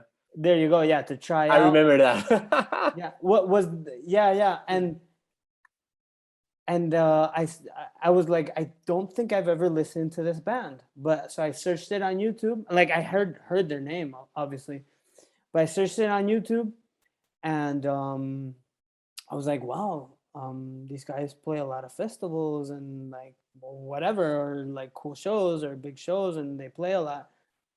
So I kept on listening to songs, like trying to convince myself, like, come on, enjoy like 2% of it. So maybe you won't. But I was like, I can't. I think there's no they had a pretty good live show. I have to say, like the frontman was very energetic and they were pretty tight. I've now remembered another band. It's a black metal band called Muert. Okay. They're from the Canary Islands, and they're like, I don't know if they're Nazis or what. They're just plain retarded. I play a show with them. I mean, I even had to borrow them a guitar pick. It was like, and then they were, yeah, it was crazy. I mean, and they were like, they thought they were like mayhem and something like that. It was, I mean, there's a very funny video from Vice magazine about Canarian metal, and they appear there. And you need to watch it. I've seen this because this was like maybe a year. This came out maybe a year after we played in Gran Canaria, so I was interested. And I don't remember what they said or anything, but I do remember being like, "This sucks," like this is horrible. But they've played a lot of festivals, and that guy is like he had like a kind of like a reputation because of his former band Cry Femal, which I didn't like either. I mean, and it wasn't as bad as this, man. What was the reputation behind that band? Well, sometimes some people like shitty persons and shitty bands. Okay. I mean, to each their own. Right. Okay, so I think we mentioned a lot of good and bad bands. I think now we're getting towards, no. I want to ask you about Sacthu. We haven't talked about Sacthu, please. Okay. So Sacthu, I'm very happy you put together this band because I think Spain, even though we have and have had a lot of great grindcore bands, a lot of them are saying goodbye. So I think we need like new grindcore bands. So I was very happy when you put together this band a couple of years ago. You had been telling me for some time that you wanted to do this. I've been always like wanted to play grind again after I stopped playing with you guys and after I left Under Vultures, but it was just like I wasn't sure who I was gonna play with. I had some talks with some friends, as you know, we that never happened. So out of the blue, I met Ivan, and he told me he wanted to do something like, grindcore, but flexible. Of course, it's not grindcore for all school fans. We got some of the elements, but we're open. We don't mind to introduce other styles. So yeah, we've been going on for 2 years. Yeah, that's it. It's like a pretty easy band. We record everything live in our practice room because the other guitar player, Alberto, he's really an audio enthusiast, and he's doing pretty. Actually, like the last stuff we've recorded, it's gonna be a split with Durian from the US, which were the guys that used to be in Chainsaw to the Face and in Amputee. Awesome. Sounds pretty decent. Considering we've recorded live with no click track, with no overdubs, in a small room with cheap microphones. But it's grindcore, so that's a good thing. It doesn't need to be that polished. Excellent. And you told me in private on a couple of other splits you have in the works. Can you talk about this? Yeah, I don't want to jinx it because I won't believe it until I get the copies in here. We're doing a split with the Syntax from the US, and that's already on the pressing plant, and it's gonna be released by Nerf Altar, by Grindfather Productions, at 7 Degrees from Germany. And all the 3 labels, I've been following their work for a long time, so I can't fucking believe that I'm doing a split with one of my favorite bands from kind of like the grindcore scene, and with such awesome labels. And then we're also doing a 3-way with Factor Facts from Canada and Ben C, which is the band from Dick Verboden, and he's the drummer of Megadeth. He's been in Soilwork and a zillion of all the bands, Cadaver. And then Sven from Aborted sings there, and Shane from Napalm Death plays space there. What is the name of that band? Bent C. Bent. Actually, Leon sang a few vocals there, and Petri also has done a few vocals in some of the songs. That's cool. That band. Okay. Yep. Okay. It's kind of okay. That's like Death Grind. Yeah, right. It's pretty cool. That's fucking awesome. And that guy Dirk, is I love that he's like waving the flag for grindcore constantly. I mean, he's always been like the nicest guy ever. And I met him when he was drumming with Soulwork, and I was doing a Soulwork show for another promoter, different than the ones I usually work for. It was the first show of the tour in Madrid. So the tour manager put me in touch with Dirk, and I was like, okay, can we send his drumsticks to your place? And I was like, yeah, sure. I sent Dirk an email like, hey, sorry, I got back to you a bit late because I'm on a grindcore show in a squad and there's no internet connection in here. And he was like, oh, you're into grindcore? Okay, I mean, what's your size? And he brought like a lot of t-shirts and vinyls and CDs from Band C. And I was like, dude, I love that band. You didn't have to do this. And I mean, he was like super nice. And like 2 years later, he joined Megadeth. And I was working in a festival that Megadeth were playing. I was like, this guy's not gonna remember me at all because we only met once and that's it. And then someone pats on my back and he was fucking Dave Rebellion. And he was like, hey, Daniel, good to see you. How are you doing? Can we go and see a border together? And I was like, yeah, they're playing on my stage. Come later. That's awesome, dude. He's the best. I mean, I'm so happy he's playing with all the first level because he totally deserves that. Yeah, he all of the stories I hear about him get better and better. He seems like a sweetheart for sure. Yeah, I mean, you definitely should invite him to the podcast because you're gonna have a good time. I would love to, and I'm sure he has great stories, great experiences to share, and we can geek out. Super down to earth. He's most easygoing you can imagine. So I mean, sometimes have to put up with Dave. Awesome, dude. Okay, so we're getting towards the end, but before we finish, I want to talk about movies. Let's talk about movies. Okay. Cool. So I was also wondering the other day, what's your favorite movie ever? It doesn't have to be horror. Yeah.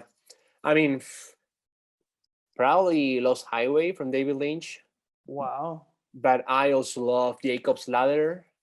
Okay, great one. David Lynch. But also like easier stuff like Annie Hall from Woody Allen. Okay. Snatch from Guy Ritchie. I have yet to see Snatch. Really? Oh, fuck, yeah. Dude, you're gonna love it. I mean, I think it has aged pretty well. Great. Yeah, I think most of the movies you're talking about have aged really well. I think so. Yeah, well, maybe last time I saw Annie Hall, I didn't find it to be that funny. But, I mean, it still has a really cool message. I mean, it's interesting. But, I mean, sometimes I enjoy, something less sophisticated. Like, let's say, the butterfly effect. I mean, I saw that. I was super young when I saw it. I still cherish that film. Okay. And of course, I mean, I like Fargo, LA Confidential. Okay. And rewinding a bit, at what age did you watch Lost Highway? I think I was 16. Okay. Yeah, 16 or 17. Yeah, I was a minor. Did you get it, or do you get it today? Like, did you? Because my experience with Lost Highway is, I still am. I was a super geek as a kid, and I think something that was a mistake. I found out about stuff too early. Like I found out about Tarantino and David Lynch. I was too young. I was like, at least in my mind, I was like 13. So I checked out Lost Highway. I did not get it, and I've never went back to it. So I mean, you should.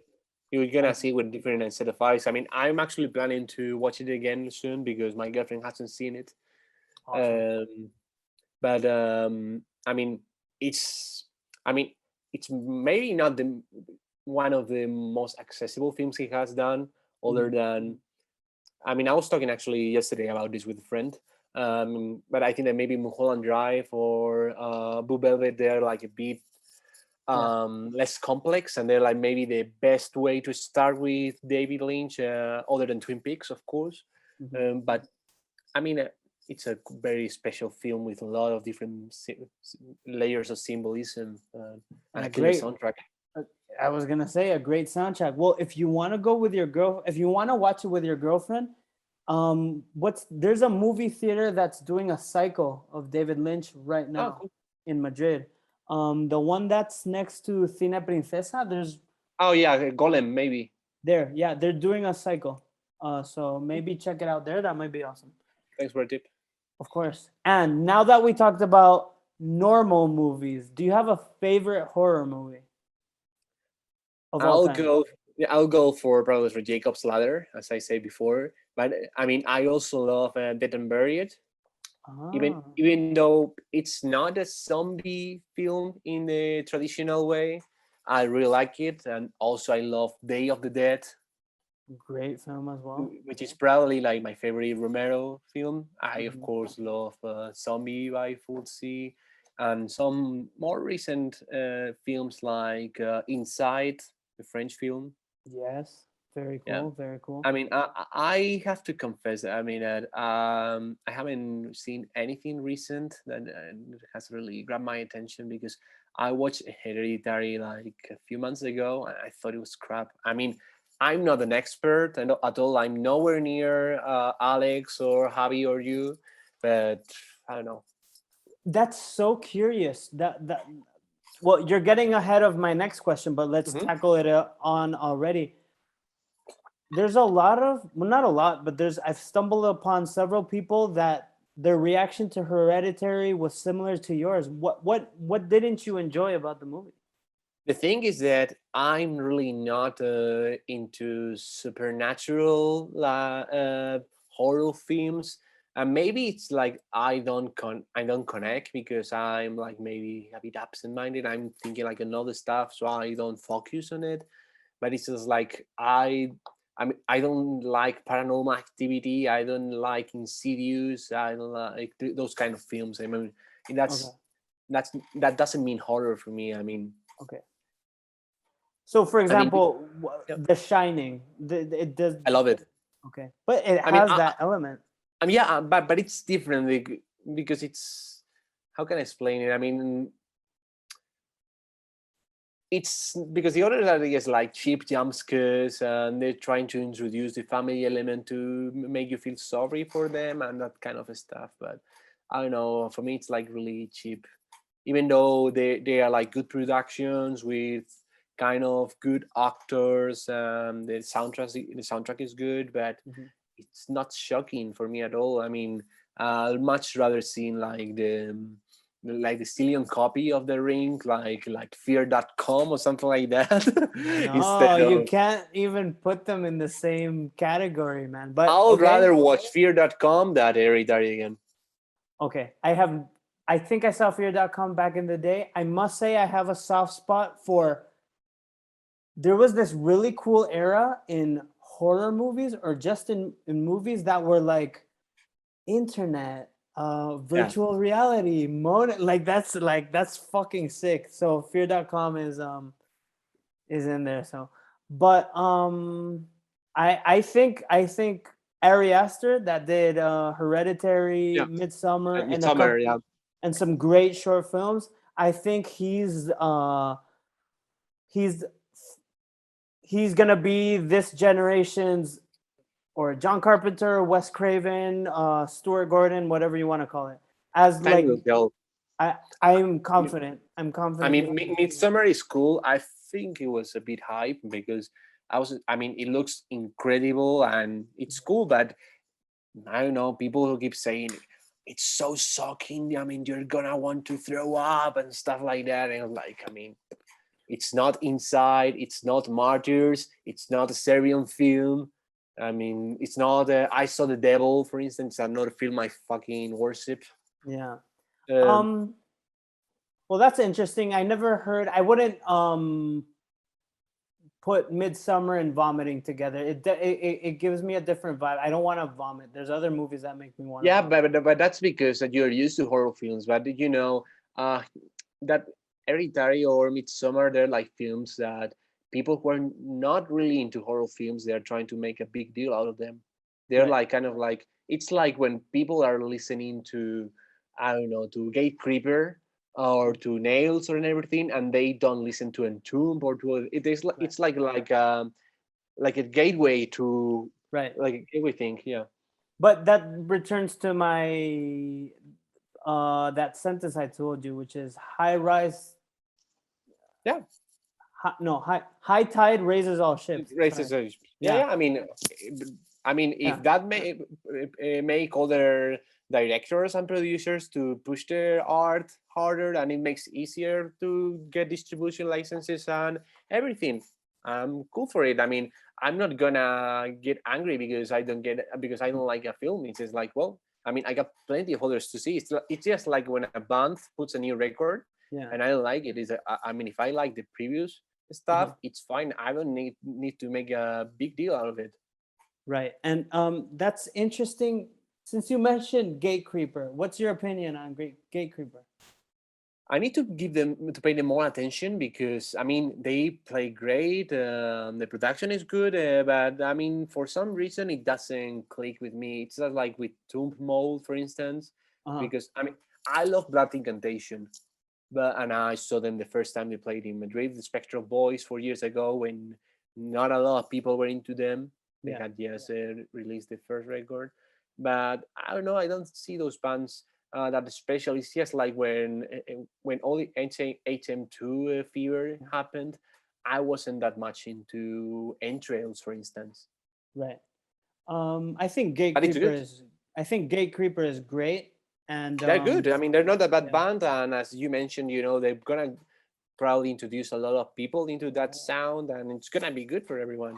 And there is a similarity between bands like Nails, Gate Creeper, which is I think they make easy to listen to, catchy, memorable songs. That's That's good. my Yeah, impression. Yeah. yeah, And probably. I think that's why they're very accessible to, and they're I mean, very and also the maybe the merch and the artwork, it's really eye for sure. grabbing and everything. But I mean, I'm cool with that. I mean, if some people are gonna listen to Gate Creeper or to Tomb Mole and they're gonna discover Demileak or Human Remains or Skeleton of God that way, that so be it. It's gonna be good. Or Eternal Storm or Teething. But we have nothing to do with those bands, but I recently had Luke from Rectal Smegma yeah, yeah, on the podcast, and understand. Yeah. he had a very I still haven't posted the episode, but he had a very interesting insight on the grindcore scene. He said Mhm. that I don't want to paraphrase him, but he said that the grindcore scene is in need of a new Insect Warfare or Nails, like to Well, revive kind of like the interest from young people. Well, in a way, I mean, well, Nails is a very recent band, but I mean, you got Internal Rot and Death Toll 80,000, Mm-hmm. and then both bands are like really pushing the old school grindcore sounds like Insect Warfare did back in the day, like like making people listen to Art Destroyer, to Excruciating Terror, bands that were like forgotten. They're like being cool again thanks to those bands. The But thing is that yeah, for sure, both Death Toll 8000 and Internal Rot, great bands. But 80,000, yeah. I don't think they've crossed that line where the average metalhead have listened to them. I think they're still Yeah, they're a bit more yeah. yeah, underground, you could say. But I mean, because those bands don't tour that much. I mean, they are from Australia and from Finland, Mm-hmm. and Finland, other than Rotten Sound or early Shishma, they're not particularly well known from grindcore. Even Right. they do have amazing bands like Fistem, but you know. Um, but the thing is, the Nails, is it's like we said, what we said about teething. I mean, because you can grab the attention from people who are into death metal, hardcore, power violence, grindcore. They're Yeah. like a bit of everything. Like with, for instance, like Power Trip did. It's thrash, it's crossover, it's Yeah. hardcore, it's a bit grindy, it's a bit death metalish, and that way people from all kinds of a spectrum enjoy it. That's another great example. I mean, we need bands like this definitely because Yeah.